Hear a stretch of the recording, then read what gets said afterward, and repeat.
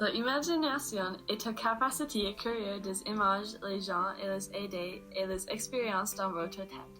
C'est une expression artistique qui est responsable de créer des images mentaux et des histoires inventées. J'imagine que les lignes sont des routes qui traversent les États-Unis et je m'installe au volant de ma Ferrari. L'imagination est la capacité de l'esprit à créer et à inventer des choses. Notre imagination peut créer des images et des scènes mentales, élargir ou concevoir des idées et fantasmer sur des scénarios ou des réalités. Les imaginations peuvent être basées sur la réalité ou créées, mais sont souvent influencées par des expériences et ou des souvenirs. Ce que vous imaginez peut être inventé ou des souvenirs modifiés ou ajustés. L'imagination vous permet d'explorer des choses qui ne sont pas présentes dans votre environnement actuel ou qui ne le sont pas réelles du tout. Les différents types d'imagination sont les rêves, les hallucinations et les rêveries. Tu as toujours eu de l'imagination. Page 172. L'écriture de son livre est la manière de Steve d'assumer la mort de son frère Patrick, qu'il aimait beaucoup. Grâce à son imagination incroyable, il est facile pour lui de créer son propre histoire, basée sur la réalité et les personnages réels, dont M. Vinet, Roxane, Yann, Allah, M. Desjardins, Maryse, etc. Pour rendre son histoire plus captivante, il invite des détails et ajoute des explications inventées pour ce qui n'est pas capable d'expliquer en réalité. Par exemple, Steve se demande pourquoi il n'a jamais vu le père de Yann, bien que Yann et lui soient des amis.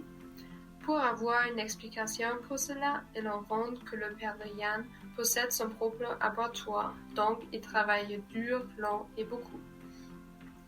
Un des personnages qui fait partie de son livre est Allah, un automobiliste en état d'ivresse qui a tué Patrick pour faire de Steve dans un accident. Une ivrogne a décidé que son plaisir à lui était plus important que tout. Une vieille ivrogne débile qui était tellement sérieux qu'il ne s'est même pas arrêté quand son auto a frappé la bicyclette de Patrick. Un vieux dégueulasse au cerveau tellement ravagé par l'alcool qu'il n'a même pas réagi quand le juge l'a condamné. Plus le moindre de regret. Rien, l'alcool avait tout rougé. Page 189. Pour représenter la mort, Steve transforme Allah en quelqu'un qui possède une piste de course avec le but de laisser tuer le plus de gens possible en provoquant, à cause de leur mauvais équipement, qu'il ait des accidents sans être sauvé. La conséquence est qu'il meurt dans la voiture de course avec lesquelles ils seront enterrés. Patrick est un des pilotes de course qui a été tué par cette manière. Un deuxième personnage duquel Steve change ses traits de caractère et sa perception physique est Roxane. En réalité, Roxane est une étudiante qui travaille à la bibliothèque le mercredi matin, car un handicap lui empêche de participer à l'éducation physique qu'elle aurait à la place de cela. À cause de l'handicap à la jambe, elle n'est même pas capable de conduire une voiture. Comparé à la Roxane réelle, celle du livre est le contraire. Elle est hyper belle et conduit Steve à la piste de course. Le genre de fille qu'on ne voit que dans des magasins de mode, mais en mieux. Page 25. Allah et Roxane sont des exemples pour montrer comment Steve change les perceptions et les traits de caractère dans son livre comparé à la réalité. De plus, l'imagination est la manière qui lui permet de rêver des voitures de course et surtout de son frère mort. Cet autostoppeur fantôme, par exemple, que je reconnais toujours de loin. C'est mon frère qui a trouvé ce moyen de me rendre visite. Page 190. Tout ça montre que l'imagination joue un très grand rôle pour Steve. te voilà rendu au moment où tu ne sais plus où finit la réalité et où commence la fiction. Page 172. Les autres personnages dans le livre, tout existe en leur vraie vie, mais ils jouent des rôles différents dans l'imagination de Steve.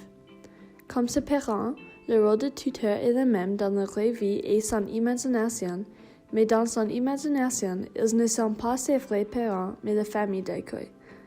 Les personnages qui sont ses amis en la vraie vie, comme Yann, sont ses amis dans son imagination. Les personnages qui sont malfaisants dans la vraie vie, comme Alad, sont les antagonistes dans l'imagination de Steve. En la vraie vie, tous les personnages ne sont pas affectés par l'histoire de Steve, parce que ce n'est pas réel. Dans mes rêves, je gagne tous mes courses, mais dans la vie, c'est moins facile. Page 11. Cette histoire est très réelle et facile à connecter pour la plupart des gens. Steve, le personnage principal, utilise son imagination et son écriture pour faire face à la mort de son grand frère et aux changements dans son vie. Il crée un monde entièrement nouveau. Les personnages sont les mêmes, mais différents. Ils sont dans un contexte différent avec une fin qu'ils pourraient contrôler. Imaginer des mondes différents et ou meilleurs est un des moyens le plus commun de faire face avec le monde réel. Sûrement pas. Je suis aux commandes et je sais très bien ce qu'il me reste à faire. Parfois, il vaut mieux de croire que les choses que nous avons inventées est vraie. Tout le monde savait que c'était une histoire inventée, moi d'abord, et pourtant nous y avons cru.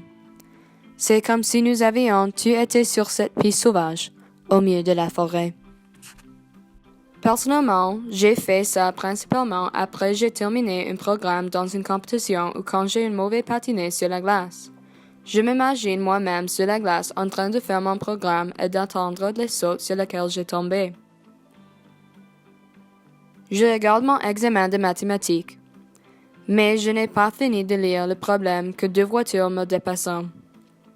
Je ne prends même du temps de mettre mon casque, je sautais dans mon Ferrari.